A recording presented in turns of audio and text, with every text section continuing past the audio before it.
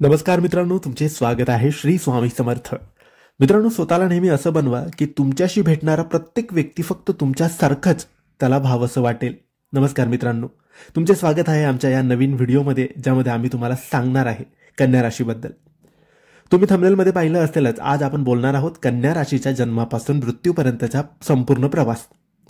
तुमच्या आयुष्याची खरी कहाणी, तुमच्या स्वभावाबद्दल, तुमच्या भाग्याबद्दल आणि जीवनाच्या प्रत्येक टप्प्याबद्दल आपण आजच्या व्हिडिओमध्ये जाणून घेणार आहोत. मित्रांनो, ज्योतिषशास्त्रात कन्या ही 6वी राशी आहे. कन्याच्या आधी येते सूर्याची सिंह राशी आणि नंतर येते शुक्राची तुळा राशी.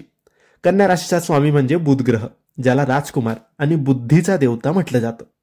बुध हा व्यापाराचा, बुद्धीचा आणि संवादाचा कारक आहे. कन्या ही द्विस्वभाव राशी आहे, म्हणजे चालत्या आणि स्थिर राशीचं मिश्रण.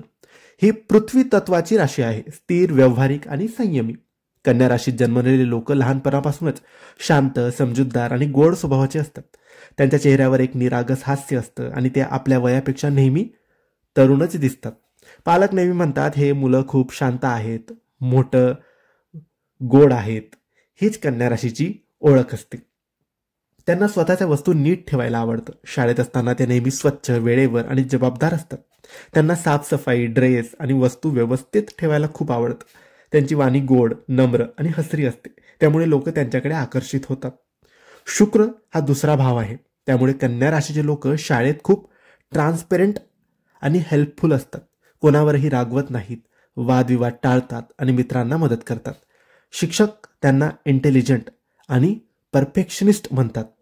त्यांची बुद्धी, विश्लेषण शक्ती आणि लक्ष केंद्रित करण्याची क्षमताही उत्कृष्ट असते. कन्या राशीचे लोक बुद्धिमान, विश्लेषणक्षम असतात, म्हणून ते काही क्षेत्रामध्ये उत्तम काम करतात, जसे की अकाउंटिंग, कॅम्प्युटर आणि टेक्निकल काम, टीचिंग, काउन्सिलिंग, कम्युनिकेशन आणि बिझनेस. बुध हा व्यापाराचा कारक असल्याने अनेक लोक, कन्या राशीचे लोक जे असतात, ते स्वतःचा व्यवसाय करतात. प्रामाणिक, सपोर्टिव्ह आणि टीम प्लेयर असतात. कन्या राशीचे लोक प्रेमात खूप निष्ठावान आणि शांत असतात, पण त्यांचे पार्टनर कधी कधी थोडे जिद्दी किंवा हट्टी स्वभावाचे असतात. शनी 5व्या भावाचा स्वामी असल्याने इंटरकास्ट रिलेशनशिप देखील संभवतात. हे लोक कमी संबंध ठेवतात, पण जे ठेवतात ते मनापासून निभावतात. लग्न झाल्यानंतर कन्या राशीच्या लोकांचे भाग्य उजळते. त्यांचे जीवनसाथी बुद्धिमान, समजूतदार आणि सहाय्यक असतात. गुरु हा 7म भावाचा स्वामी असल्याने लग्नानंतर त्यांचे नशीब खुलते आणि स्थिरता वाढते. बुधामुळे कन्या राशीचे लोक खूप विचार करतात. ओव्हर थिंकिंग ही त्यांची समस्या असते. हे एकाच वेळी खूप गोष्टींचा विचार करतात आणि त्यामुळे कधी कधी निर्णय घेण्यास उशीर होतो. त्यामुळे त्यांचा आत्मविश्वास थोडा कमी होऊ शकतो. त्यांचे भाग्य 30-31 या वर्षानंतर प्रखरपणे उघडते. त्यानंतर त्यांना जीवनात स्थिरता, सुख, लक्झरी मिळते. प्रवास, धार्मिक कार्य आणि आनंदी वातावरण, आनंदी जीवनाचा टप्पा त्यांच्यासाठी ठरतो.